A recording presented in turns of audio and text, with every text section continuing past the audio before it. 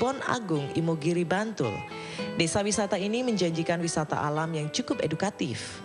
Di areal sepanjang Sungai Opak inilah, masyarakat desa bercocok tanam padi dan beternak sapi, kambing, kerbau, dan unggas.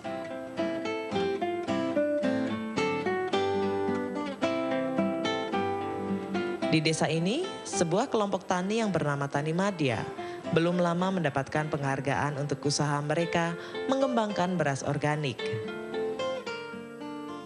Tanaman organik tidak sekedar budidaya tanpa menggunakan pestisida, tapi lebih dari itu, sebenarnya inilah budidaya tanaman yang kembali menerapkan kearifan lokal masyarakat petani Indonesia, yaitu menggarap tanah, memeliharanya, dan memanfaatkan tanah beserta tanaman yang tumbuh darinya dengan konsep selaras dengan alam.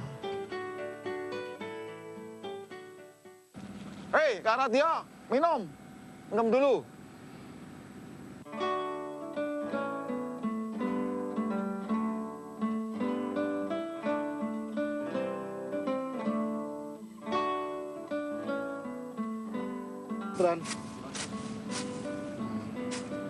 Kalau padi organik apa, Pak? Padi organik yang dimaksud yaitu dalam pemupukan maupun pengobat-obatan itu tidak pakai kimia, jadi semuanya adalah alami gitu loh.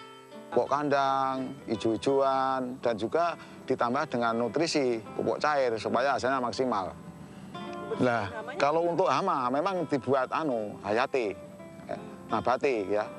Karena kelompok tani sering buat itu untuk hama dan penyakit, istilahnya HPT maupun OPT ya, itu pakai alami semua. Pakai gadung, pakai daun mimbo, pakai belirang, dan lain sebagainya. Kalau organik harus dibutuhkan dengan sertifikat. Nah, untuk sertifikat memang harus ada aturannya ya. Mungkin dalam pemupukan dan sebagainya. Ini harus betul-betul dan benar menurut aturan yang ada. Jadi mutu persyaratan istilahnya itu sudah genep. Nah, MT ketiga itu sudah di lab ya, di laboratorium. Itu kalau pH tanah sudah 5,6, boleh dikata sudah subur ya. Terus berasnya itu di lab juga tidak ada kandungan kimia. Carik atau sekretaris desa Kebon Agung ini bernama asli Ngatijo, tapi orang lebih mengenalnya dengan nama Blondo. Blondo dan para petani yang tergabung dalam kelompok Tani Madya selama beberapa tahun terakhir ini begitu giat dan semangat menggarap kembali tanah dan sawah mereka secara organik. Nah, untuk kelompok Madya ini yang organik ini ada 30 orang, jadi luasan 10 hektar. Untuk luas 10 hektar, ini tanah punya petani semua? Nah, ini punya petani ada, jadi kebanyakan milik negara ya. Karena ada kas desa, terus ada bengkok, dan juga dari pemilik. Pekulen, istilah pekulen pemilik itu ada. Berbincang tentang sistem pertanian organik ternyata tidaklah serumit yang dibayangkan. Malah jadinya setelah mendapatkan penjelasan dari Blondo, saya jadi semakin paham bahwa tanaman organik itu sangat sederhana. Intinya adalah kembali melakukan pengolahan tanaman secara alamiah tanpa bantuan manipulatif dari bahan-bahan kimiawi yang dapat merusak unsur hara tanah. Ini sedang membuat lahan untuk nanti mina padi. Nah, memang tahun 2011 mungkin nanti setelah besar-besaran, mungkin 5-10 hektar. Tapi untuk tahap awal ini baru demplot. Demplot itu ya uji coba lah, istilah uji coba. Mina padi adalah salah satu tipe budidaya ikan di sawah, di mana ikan atau belut dan padi ditanam secara bersama-sama.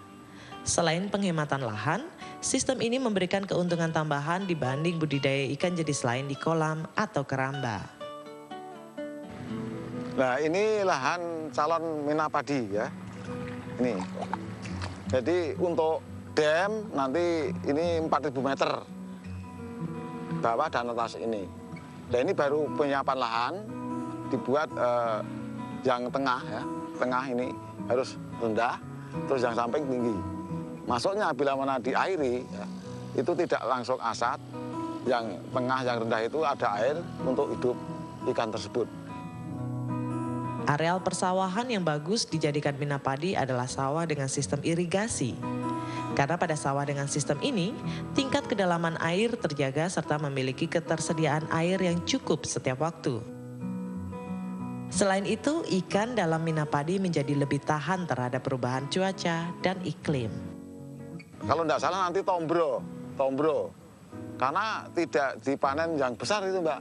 Jadi ukuran yang dipanen, ini hanya ukuran 79. Jadi untuk krepsi, makanan apa? Krepsi atau apa itu? Nah, saya yakin ya, bila mana ini dikelola yang betul dan benar, insya Allah petani akan mendapat tambahan penghasilan.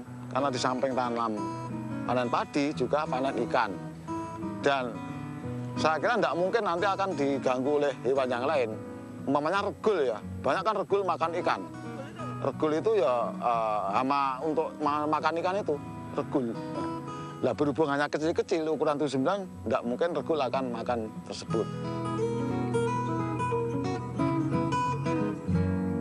Selain tambahan penghasilan dan juga pengembangan potensi desa untuk menarik wisatawan mendapatkan liburan edukatif, sertifikat beras organik telah diterima oleh kelompok tani Madya. Dan belum lama, Blondo mewakili kelompok taninya menerima penghargaan dari pemerintah. Oh ya, ini untuk ketahanan pangan, ya. Untuk ketahanan pangan, mutu persyaratan, yaitu organik tadi, ini dapat penghargaan. Kelompok tani diundang ke Istana Negara, tapi yang berangkat hanya 1 orang. Nah, saya ditugasi oleh anggota saya untuk mewakili menerima penghargaan tersebut. Merapi dan erupsinya terjadi sebulan lalu. Tidak bisa hanya dilihat dari satu sisi saja.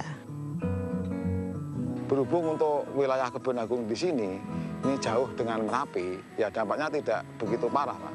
Yang jelas itu air yang campur lahar, itu menurut petani ini sebagai pupuk, ya, pupuk organik. Kaliopa. Nah, kaliopa. Nah, itu mengandung pupuk. Tapi kalau di sana ya itu pulihnya tahunan, Mbak. Tidak mungkin bisa ditanami karena itu kan atos, ya, keras. Ya, semoga Merapi ini segera akan menghentikan aktivitasnya jeblok supaya warga kita tenang gitu aja.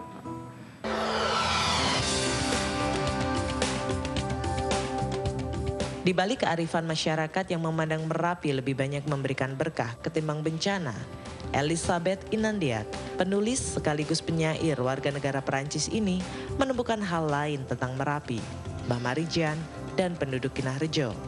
Sesaat lagi di Tatap Muka.